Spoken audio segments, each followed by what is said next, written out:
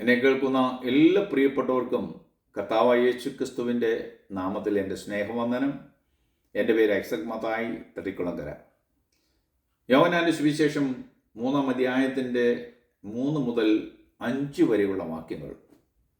ആമേൻ ആമേൻ, ഞാൻ നിന്നോട് പറയുന്നു, ഒരുവൻ വീണ്ടും ജനിക്കുന്നില്ലെങ്കിൽ ദൈവരാജ്യം കാണുവാൻ കഴിയുകയില്ല എന്ന് ഉത്തരം പറഞ്ഞു. നിക്കോദിമോസ് അവനോട്, മനുഷ്യൻ വൃദ്ധനായ ശേഷം വീണ്ടും ജനിക്കുന്നത് എങ്ങനെ? രണ്ടാമതും അമ്മയുടെ ഉദരത്തിൽ കടന്ന് ജനിക്കുമോ എന്ന് ചോദിച്ചത്. അതിന് യേശു ഉത്തരം പറഞ്ഞത്, ആമേൻ ആമേൻ, ഞാൻ നിന്നോട് പറയുന്നു, ഒരുവൻ വെള്ളത്താലും ആത്മാവിനാലും ജനിക്കുന്നില്ലെങ്കിൽ ദൈവരാജ്യത്തിൽ കടക്കുവാൻ അവന് കഴിയുകയില്ല. സ്തോത്രം. പുതിയതായി ജനിക്കുന്നില്ലെങ്കിൽ ദൈവരാജ്യം കാണുവാൻ ആർക്കും കഴിയുകയില്ല. ദൈവരാജ്യം കാണണമെങ്കിൽ പുതിയതായി ജനിക്കണം. തുടർന്ന് കർത്താവ് നിക്കോദിമോസിനോട് പറയുകയാണ്, വെള്ളത്താലും ആത്മാവിനാലും ജനിച്ചില്ലെങ്കിൽ ദൈവരാജ്യത്തിൽ പ്രവേശിക്കുവാൻ ആർക്കും കഴിയുകയില്ല. ദൈവരാജ്യം കാണുക, അതിൽ പ്രവേശിക്കുക എന്നത് വ്യത്യസ്ത അനുഭവങ്ങളാണ്. കടൽ തീരത്ത് നിന്നുകൊണ്ട് അകലെ കടലിൽ നങ്കൂരമിട്ടിരിക്കുന്ന കപ്പൽ കാണുവാൻ കഴിയും. എന്നാൽ അതിൽ പ്രവേശിക്കുന്നതിന് ക്യാപ്റ്റന്റെ അനുവാദം വേണം. മാത്രമല്ല, കടൽ തീരത്ത് നിന്ന് ആ നങ്കൂരമിട്ടിരിക്കുന്ന കപ്പൽ വരെ ചെന്നെത്തുന്നതിന് ഒരു ചെറിയ ബോട്ടിൽ യാത്ര ചെയ്യണം. ദൈവരാജ്യം കാണുന്നതും അതിൽ പ്രവേശിക്കുന്നതും വ്യത്യസ്തമാണ്. ഇത് അക്ഷരാർത്ഥത്തിൽ ഏറ്റവും നന്നായി ഗ്രഹിക്കുന്നതിന് സമാഗമന കൂടാരത്തെക്കുറിച്ച് നാം അറിയേണ്ടിയിരിക്കുന്നു. എബ്രായ ലേഖനം 8-ാം അധ്യായത്തിൻ്റെ 5-ാം വാക്യം പറയുന്നത്, കൂടാരം തീർക്കുവാൻ മോശ ആരംഭിച്ചപ്പോൾ പർവ്വതത്തിൽ നിനക്ക് കാണിച്ചു തന്ന മാതൃക പ്രകാരം നീ സകലതും ചെയ്യുക എന്ന് ദൈവം മോശയോട് അരുളി ചെയ്തു.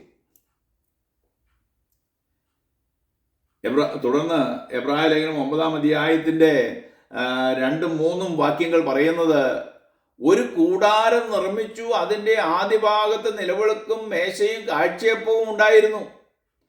അതിന് വിശുദ്ധ സ്ഥലം എന്ന പേരായിരുന്നു. 2-ാം തിരശ്ശീലയ്ക്ക് പിന്നിലോ അതിവിശുദ്ധ സ്ഥലം എന്ന് വിളിക്കപ്പെടുന്ന കൂടാരമുണ്ടായിരുന്നു.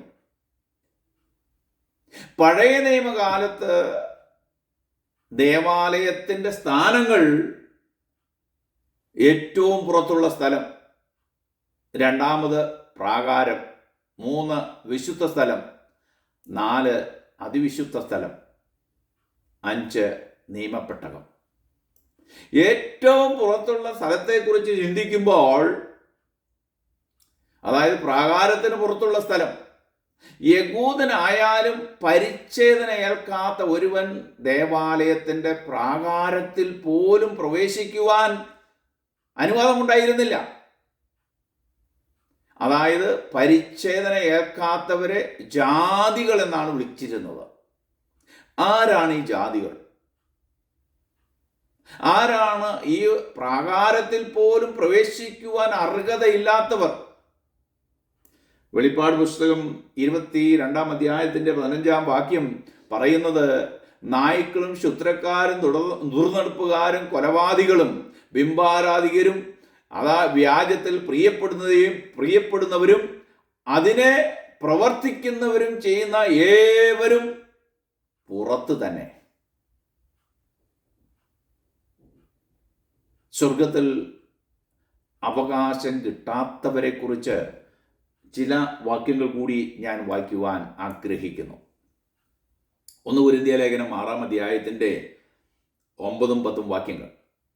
അന്യായം ചെയ്യുന്നവർ ദൈവരാജ്യം അവകാശമാക്കുകയില്ല എന്ന് നിങ്ങൾ അറിഞ്ഞിട്ടില്ലയോ? നിങ്ങളെ തന്നെ വഞ്ചിക്കാതിരിപ്പിൻ.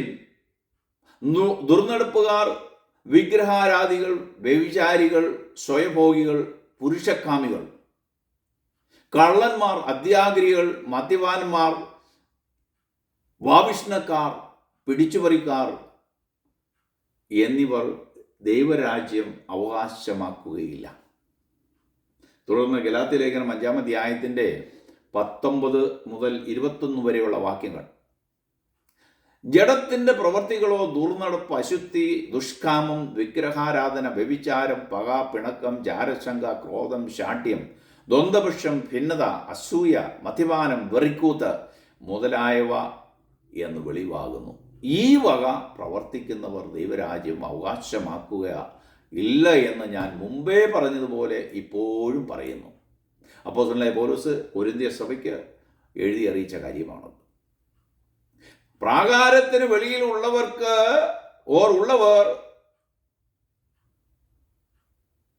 സ്വർഗത്തിൽ പ്രവേശനമില്ലാത്തവരുടെ ലിസ്റ്റിൽ 1-ാം സ്ഥാനം ഭീരുക്കൾക്കാണ്. അതായത് പരീക്ഷകൾ, ശോധനകൾ വരുമ്പോൾ ഈ കൂട്ടർ വീണു പോകുന്നവരാണ്. ഭീരുക്കൾക്ക് അന്തിക്രിസ്തുവിനെ കുറിച്ചുള്ള ഭയം ക്രിസ്തുവിനോടുള്ള സ്നേഹത്തെക്കാൾ വളരെ വലുതാണ്. എന്നാൽ ദൈവവചനം പറയുന്നത് തൻ്റെ ജീവനെ രക്ഷിക്കുവാൻ നോക്കുന്നവൻ അതിനെ കളയും എന്നാണ്. ആരെങ്കിലും തൻ്റെ ജീവനെ രക്ഷിപ്പാൻ ഇച്ഛിച്ചാൽ അതിനെ കളയും. ആരെങ്കിലും എൻ്റെയും സുവിശേഷത്തിൻ്റെയും നിമിത്തം തൻ്റെ ജീവനെ കളഞ്ഞാൽ അതിനെ രക്ഷിക്കും. ചുരുക്കി പറഞ്ഞാൽ മാനസാന്തരപ്പെടാത്തവർ നായ്ക്കൾ, അതായത് പിന്മാറ്റക്കാർ, ശൂദ്രക്കാർ, ദുർനടപ്പുകാർ, കുലപാതകന്മാർ, ബിംബാരാധികൾ, പോഷ്കിൽ പ്രിയപ്പെടുകയും അതിനെ പ്രവർത്തിക്കുകയും ചെയ്യുന്നവർ എല്ലാവരും സ്വർഗരാജ്യം കാണുക പോലുമില്ല എന്നാണ് തിരുവചനം ഇവിടെ പറയുന്നത്. ഇനി നാം നമ്മളിലേക്കൊന്ന് നോക്കുക. നാം നായ്ക്കളെ പോലെ സ്വന്തം വൊമിറ്റിംഗ് വീണ്ടും ഭക്ഷിക്കുവാൻ ആഗ്രഹിക്കുന്നവരാണോ? എന്നാൽ നാം പിന്മാറ്റത്തിലാണ്. ദുർനടപ്പുകാരെ പോലെ നാമിന് നിയന്ത്രണമില്ലാത്തവരാണോ? നമ്മുടെ കൂടിവരവുകളിൽ നമ്മുടെ സംസാര വിഷയങ്ങൾ കർത്താവിനെ മഹത്വപ്പെടുത്താതെ അയൽക്കാരെയും കുടുംബക്കാരെയും കൂട്ടു സഹോദരങ്ങളെയും മറ്റുള്ളവരെയും എല്ലാം പ്രിയപ്പെട്ടവരെയും എല്ലാം കുറ്റം വിധിക്കുന്നതാണെങ്കിൽ ദൈവരാജ്യം കാണുവാൻ പോലും കഴിയുകയില്ലെന്ന് തിരുവചനം പറയുന്നു. ദൈവരാജ്യം കാണണമെങ്കിൽ വീണ്ടും ജനിക്കണം. അതായത് ദൈവരാജ്യം കാണണമെങ്കിൽ മാനസാന്തരപ്പെട്ട കർത്താവിനെ രക്ഷിതാവായി സ്വീകരിക്കണം. മാത്രമല്ല നമ്മുടെ പഴയ സ്വഭാവങ്ങൾ സകലതും ഉരിഞ്ഞു കളയണം, ഉപേക്ഷിക്കണം. സങ്കീർത്തനം 84:10 പറയുന്നു, നിന്റെ പ്രാകാരങ്ങളിൽ കഴിയുന്ന ഒരു ദിവസം വേറെ 1000 ദിവസത്തെക്കാൾ ഉത്തമമല്ലോ. അതായത് പരിച്ഛേദന ഏൽക്കാത്ത ദൈവത്തിൻ്റെ സ്വന്തം ജനമെന്ന് വിളിക്കപ്പെടുന്ന യഹൂദന് പോലും പ്രാകാരത്തിൽ പ്രവേശനമില്ല, ദൈവം അനുവദിച്ചിരുന്നില്ല. ഇങ്ങനെയാണെങ്കിൽ വീണ്ടും ജനിക്കാത്ത, രക്ഷിക്കപ്പെടാത്ത ആരെങ്കിലും ദൈവരാജ്യം കാണുവാൻ ദൈവം അനുവദിക്കുമോ? ഒരിക്കലുമില്ല. സ്തോത്രം. രണ്ടാമത് പറയുന്നത് പ്രാകാരം. പരിച്ഛേദന ഏറ്റ യഹൂദന് പ്രാകാരത്തിൽ പ്രവേശനമുണ്ട്. ഇത് പുതിയ നിയമ വിശ്വാസിയെ സംബന്ധിച്ചിടത്തോളം മാനസാന്തരപ്പെട്ട വ്യക്തിക്ക് നിഴലാകുന്നു. റോമാലേഖനം 2-ാം അധ്യായത്തിൻ്റെ 28-ഉം 29-ഉം വാക്യങ്ങൾ, പുറമേ യഹൂദനായവൻ യഹൂദനല്ല, പുറമേ ജഡത്തിലുള്ള പരിച്ഛേദനയുമല്ല, അകമേ യഹൂദനായവൻ അത്രേ യഹൂദൻ, അക്ഷരത്തിലല്ല ആത്മാവിലുള്ള ഹൃദയപരിച്ഛേദനയത്രേ. ഹൃദയ പരിച്ഛേദനയിൽ ഒരുവൻ ജഡത്തിൻ്റെ പാപശരീരം ഉരിഞ്ഞു കളയുന്നു. പുറമെ മാത്രം യഹൂദനായിരിക്കുന്നവന് സ്വർഗരാജ്യത്തിൽ പ്രവേശിക്കുവാൻ കഴിയുകയില്ല. ഒരുവൻ യഥാർത്ഥ യഹൂദനാകുന്നത് അകമേ ഹൃദയം കൊണ്ട് യഹൂദനാകുമ്പോഴാണ്. അതായത് ശരിയായ പരിച്ഛേദന അകമയുള്ള പരിച്ഛേദനയാണ്, അത് ആന്തരികമാണ്. ശരിയായ പരിച്ഛേദന ആത്മാവിനാൽ ഹൃദയത്തിൻ്റെ പരിച്ഛേദനയാണ്. നമ്മുടെ ഹൃദയത്തിലെ ദുഷ്ടത, പക പാടെ പിഴുന്നു കളയണം. മാനസാന്തരപ്പെട്ട് രക്ഷയുടെ മാർഗത്തിലേക്ക് കടന്നു വരുന്ന ഒരുവന് മരണശേഷം ലഭിക്കുന്ന പരദീസയിലെ വാസസ്ഥലമാണ് ഒന്നാം സ്വർഗം. അതായത് കർത്താവിൻ്റെ വരവിന് ശേഷം ലഭിക്കുന്ന സ്ഥലമാണ് പുതിയ ഭൂമി. പ്രാകാരം ഒന്നാം സ്വർഗത്തിന് നിഴലായി നിലകൊള്ളുന്നു. പുതിയ ഭൂമിയിൽ വസിക്കുന്നവർക്ക് സ്വർഗത്തിൽ പ്രവേശിക്കുവാൻ സാധ്യമല്ല. എന്നാൽ അവർക്ക് പുതിയ ഭൂമിയിൽ നിന്നുകൊണ്ട് പുതിയ സ്വർഗം കാണുവാൻ കഴിയും. അതായത് പഴയ നിയമകാലത്ത് യഹൂദജനം പ്രാകാരത്തിൽ മാത്രം നിൽക്കുന്നു. അവർക്ക് ഒരിക്കലും വിശുദ്ധ സ്ഥലത്തേക്ക് പ്രവേശനമില്ല. എന്നാൽ അവർക്ക് പ്രാകാരത്തിൽ നിന്നുകൊണ്ട് വിശുദ്ധ സ്ഥലവും പുരോഹിതന്മാർ നിൽക്കുന്നതും കാണുവാൻ കഴിയും. ഇതാണ് കർത്താവ് നിക്കോദിമോസിനോട് പറഞ്ഞത്. വീണ്ടും ജനനം പ്രാപിച്ചവർക്ക് സ്വർഗരാജ്യം കാണുവാൻ കഴിയുമെന്നും എന്നാൽ സ്വർഗരാജ്യത്തിൽ പ്രവേശിക്കുവാൻ കഴിയുകയില്ലെന്നും. എന്നെ കേൾക്കുന്ന പ്രിയപ്പെട്ടവർ, നമുക്ക് സ്വർഗരാജ്യം കണ്ടാൽ മാത്രം മതിയോ? നമ്മുടെ നിത്യവാസ സ്ഥലം പുതിയ ഭൂമിയാണോ? പുതിയ സ്വർഗത്തിൽ നമുക്ക് പ്രവേശിക്കാൻ ആഗ്രഹമില്ലേ? ആഗ്രഹമുണ്ടെങ്കിൽ ഒരു കാര്യം നിങ്ങൾ ചെയ്യുക. നിങ്ങളുടെ പഴയ സ്വഭാവത്തെ, പഴയ പ്രവൃത്തികളെ ഉരിഞ്ഞു കളയുക. വെള്ളത്താലും ആത്മാവിനാലും വീണ്ടും ജനനം പ്രാപിക്കുക. പുതിയ മനുഷ്യനായി, പുതിയ സൃഷ്ടിയായി തീർന്നെങ്കിൽ മാത്രമേ സ്വർഗരാജ്യം കാണുവാൻ പോലും കഴിയുകയുള്ളൂ എന്ന് തിരുവചനം നമ്മെ പഠിപ്പിക്കുന്നു. രണ്ടാമത്തെ സ്ഥലമാണ് വിശുദ്ധ സ്ഥലം ഓർ പുതിയ സ്വർഗം. പഴയ നിയമ പുരോഹിതന്മാർക്ക് സമാഗമന കൂടാരത്തിലെ വിശുദ്ധ സ്ഥലം വരെ മാത്രമേ പ്രവേശനം അനുവദിച്ചിരുന്നുള്ളൂ. അതിവിശുദ്ധ സ്ഥലത്തേക്ക് മഹാപുരോഹിതൻ ആണ്ടിൽ ഒരിക്കൽ മാത്രം. എബ്രായ ലേഖനം 9-ാം അധ്യായത്തിൻ്റെ 6-7 വാക്യങ്ങൾ പറയുന്നത്, ഇങ്ങനെയെല്ലാം ഒരുക്കിയ ശേഷം പുരോഹിതന്മാർ നിത്യം മുൻകൂടാരത്തിൽ ചെന്ന് ശുശ്രൂഷ അനുഷ്ഠിക്കുന്നു. രണ്ടാമത്തേതിലോ ആണ്ടിൽ ഒരിക്കൽ മഹാപുരോഹിതൻ മാത്രം തൻ്റെയും ജനത്തിൻ്റെയും പാപങ്ങൾക്ക് വേണ്ടി അർപ്പിക്കുവാനുള്ള രക്തമായി പ്രവേശിക്കുന്നു. അതായത് വിശുദ്ധ സ്ഥലത്ത് പ്രവേശിക്കുന്നതിന് ഒരുവൻ വെള്ളത്താൽ കഴുകപ്പെട്ട് പുരോഹിത വസ്ത്രം ധരിക്കുകയും തൈലത്താലുള്ള അഭിഷേകം പ്രാപിക്കുകയും ചെയ്യേണ്ടിയിരിക്കുന്നു. പുറപ്പാട് പുസ്തകം 29-ാം അധ്യായത്തിൻ്റെ 5-7 വാക്യങ്ങളിൽ പറയുന്നത്, അഹരോനെയും അവൻ്റെ പുത്രന്മാരെയും സമാഗമന കൂടാരത്തിൻ്റെ വാതിക്കൽ വരുത്തി വെള്ളം കൊണ്ട് കഴുകണം. പിന്നെ വസ്ത്രങ്ങളെടുത്ത് അഹരോനെ ഉള്ളങ്കിയും ഏഫോദിൻ്റെ അങ്കിയും ഏഫോദും പതക്കവും ധരിപ്പിച്ച് അവൻ്റെ അരയ്ക്ക് ഏഫോദിൻ്റെ നടുക്കെട്ട് കെട്ടണം. പിന്നെ അഭിഷേക തൈലം എടുത്ത് തലയിൽ ഒഴിച്ച് അവനെ അഭിഷേകം ചെയ്യണം. പഴയ നിയമകാലത്ത് ലേവ്യ ഗോത്രത്തിൽപ്പെട്ട പുരോഹിതന്മാർ പ്രാപിച്ചിരുന്ന ആത്മനിറവിനെ ഇത് കാണിക്കുന്നു. ഞാൻ പറഞ്ഞു വന്നത്, പഴയ നിയമ വിശുദ്ധന്മാർക്ക് ലഭിച്ചിരുന്ന ഏറ്റവും ഉയർന്ന അനുഭവം പരിശുദ്ധാത്മാവ് തങ്ങളോട് കൂടെ വസിച്ചിരുന്നു എന്നതാണ്.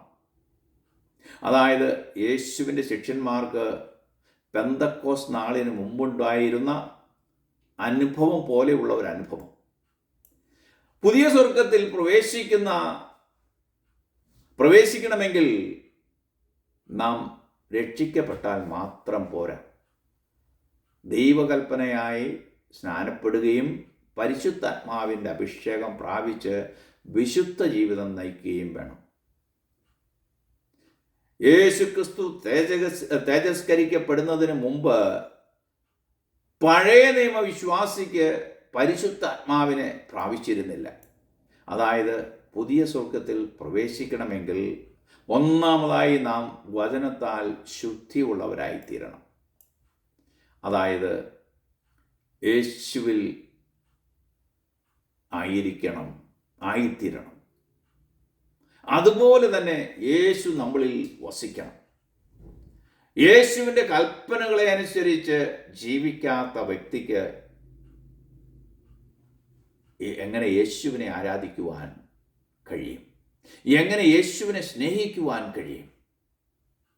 ദൈവവചനം പറയുന്നത് മുന്തിരിവള്ളിയിൽ വസിക്കാത്ത എല്ലാ കൊമ്പുകളും തീയിലിട്ട് ചുട്ടുകളയും. പുതിയ സ്വർഗത്തിൽ വസിക്കുവാൻ ഉള്ള യോഗ്യത അവനുമായിട്ടുള്ള കൂട്ടായ്മയാണ്. അവനുമായിട്ടുള്ള കൂട്ടായ്മയ്ക്ക് മുടക്കം വരാതിരിക്കുന്നതാണ്. സങ്കീർത്തനം 84:4 പറയുന്നത്, നിന്റെ ആലയത്തിൽ വസിക്കുന്നവർ ഭാഗ്യവാന്മാർ, അവർ നിന്നെ നിത്യം സ്തുതിച്ചു കൊണ്ടിരിക്കും. മനുഷ്യന് ലഭിക്കാവുന്ന ഏറ്റവും വലിയ പദവിയാണ് ദൈവവുമായിട്ടുള്ള കൂട്ടായ്മ. അവനെ ആരാധിച്ച് അവനോടും ദേവാലയത്തോടും അടുക്കുന്തോറും ദൈവത്തെ കൂടുതൽ കൂടുതൽ മഹത്വപ്പെടുത്തുന്ന അനുഭവം. ആ കൂട്ടായ്മ നമ്മുടെ ജീവിതത്തിൽ ഉണ്ടാകണം. വെള്ളത്താലും ആത്മാവിനാലും വീണ്ടും ജനിച്ചെങ്കിൽ മാത്രമേ സ്വർഗരാജ്യത്തിൽ പ്രവേശിക്കുവാൻ കഴിയുകയുള്ളൂ. ഇതാണ് കർത്താവ് നിക്കോദിമോസിനോട് പറഞ്ഞത്. നാലാമതായ അതിവിശുദ്ധ സ്ഥലം ഓർ പുതിയ യെരൂശലേം. സമാഗമന കൂടാരത്തിൻ്റെ പ്രകാരം പുതിയ ഭൂമിക്ക് നിഴലായി നിൽക്കുന്നു. വിശുദ്ധ സ്ഥലം പുതിയ സ്വർഗത്തിന് നിഴലായി നിൽക്കുന്നു. അതിവിശുദ്ധ സ്ഥലം പുതിയ യെരൂശലേമിന് നിഴലായി നിൽക്കുന്നു.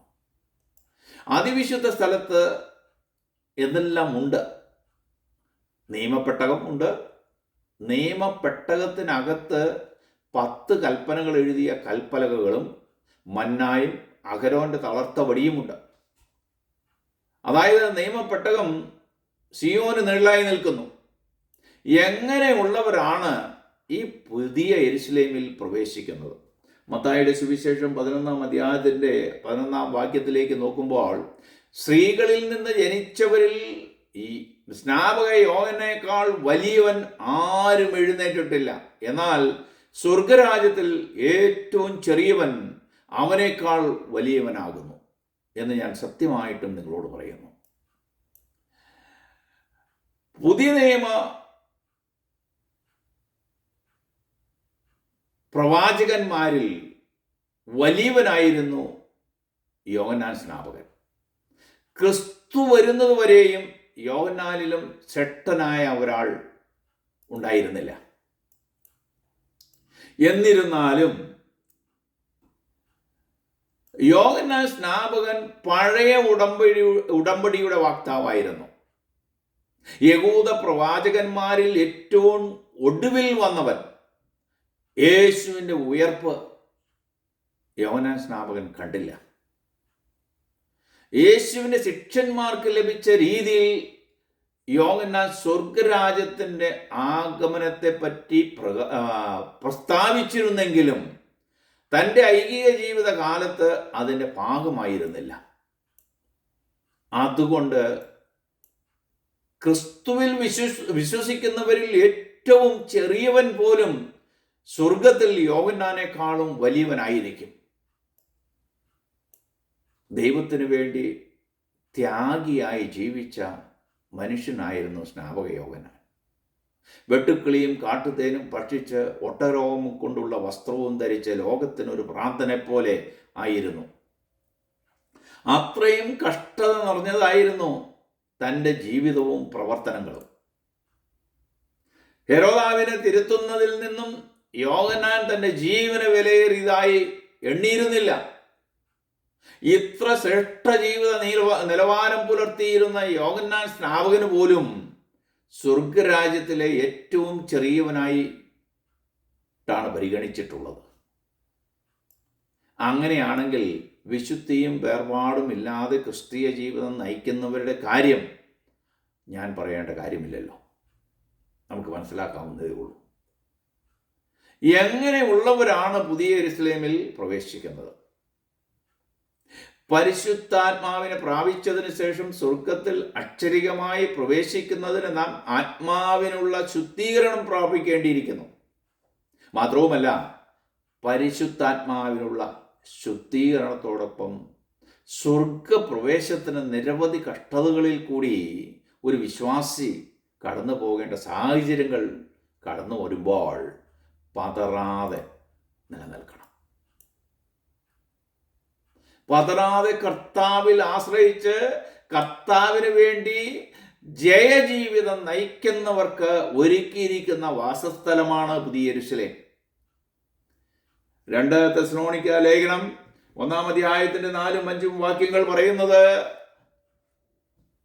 അതുകൊണ്ട് നിങ്ങൾ സഹിക്കുന്ന സകല പീഡനങ്ങളിലും കഷ്ടതകളിലും നിങ്ങളുടെ സഹിഷ്ണുതയും വിശ്വാസവും നിമിത്തം ഞങ്ങൾ ദൈവത്തിൻ്റെ സഭകളിൽ നിങ്ങളെക്കുറിച്ച് പ്രശംസിക്കുന്നു. അത് നിങ്ങൾ കഷ്ടപ്പെടുവാൻ കാരണമായിരിക്കുന്ന ദൈവരാജ്യത്തിന് നിങ്ങളെ യോഗ്യരായി പരിഗണിക്കുവാൻ തക്കവണ്ണം ദൈവത്തിൻ്റെ നീതിയുള്ള വിധിയുടെ വ്യക്തമായ തെളിവാകുന്നു. അപ്പോസ്തലപ്രവൃത്തി 14-ാം അധ്യായത്തിൻ്റെ 22-ാം വാക്യം, വിശ്വാസത്തിൽ നിലനിൽക്കുവാൻ പ്രോത്സാഹിപ്പിച്ച് അനേകം കഷ്ടങ്ങളിലൂടെ ദൈവരാജ്യത്തിൽ പ്രവേശിക്കണം എന്ന് പ്രബോധിപ്പിച്ച് ശിഷ്യന്മാരുടെ മനസ്സ് ഉറപ്പിച്ചു പോന്നു. സ്തോത്രം. ഇതിൽ നിന്ന് നാം ഒരു കാര്യം മനസ്സിലാക്കണം.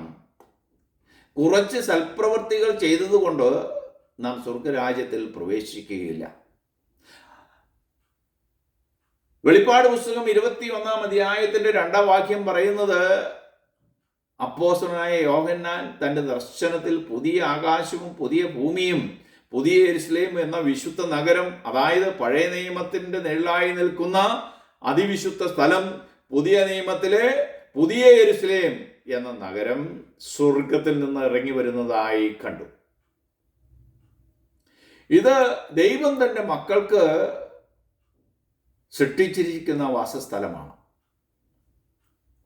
ജയിക്കുന്നവന്, അതായത് അതിവിശുദ്ധ സ്ഥലത്തിൻ്റെ ആ വിശുദ്ധിയുടെ സ്റ്റാൻഡേർഡിൽ അന്ത്യത്തോളം വിശ്വസ്തരായി ജീവിക്കുന്ന ദൈവമക്കൾക്ക് ദൈവം ഒരുക്കിയിരിക്കുന്ന വാസസ്ഥലം. സ്തോത്രം.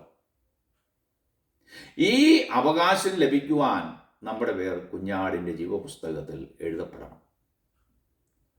കുഞ്ഞാടിൻ്റെ ജീവപുസ്തകത്തിൽ എഴുതപ്പെടണമെങ്കിൽ നാം വെള്ളത്താലും ആത്മാവിനാലും വീണ്ടും ജനിക്കണം. ഇതാണ് കർത്താവ് നിക്കോദെമോസിനോട് പറഞ്ഞത്. വിശുദ്ധിയിലും വേർപാടിലും കർത്താവിൻ്റെ കൽപ്പനകൾ അനുസരിച്ച് കർത്താവിൽ ജീവിക്കുന്നവരെയും കർത്താവ് തങ്ങളിൽ ജീവിക്കുന്നവരെയും ചേർക്കുന്നതിനാണ് കർത്താവ് മധ്യാകാശത്തിൽ വീണ്ടും വരുന്നത്. അതിനായി ഒരുക്കമുള്ളവരായിരിക്കുക. ദൈവം ഈ വചനം കേട്ട എല്ലാവരെയും അതിനായി ഒരുക്കട്ടെ എന്ന് ഞാൻ പ്രാർത്ഥിക്കുന്നു. God bless you all. മറ്റൊരു വീഡിയോയുമായി നമുക്ക് വീണ്ടും കാണാം.